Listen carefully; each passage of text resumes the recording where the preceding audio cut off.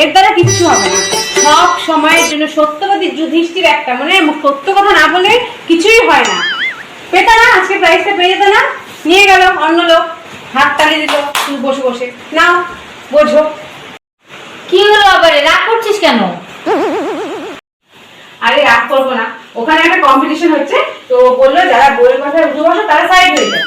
এ side না হয় ওখানটায় দাঁড়ায় আছে বোকাটার মতো। আরে সাইড হয়ে যা, তাহলে না, তাহলে লোকে কি ভাববে যে মনে বইয়ের কথা শোনে না। তো একে আবার পরে জিজ্ঞাসা করছে। কি জিজ্ঞেস করলো তোকে আবার?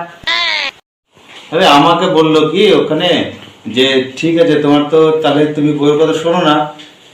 এবার আমি কি বলবো ওখানে? আমি বললাম কি যে না, আমার বউ আমাকে বলতে না করছে যে আমি বউয়ের কথা শুনি। তাহলে কি করবো ওখানে? আমার দোষ কোথায়? আমি তো সত্যি কথাই বললাম, বলো।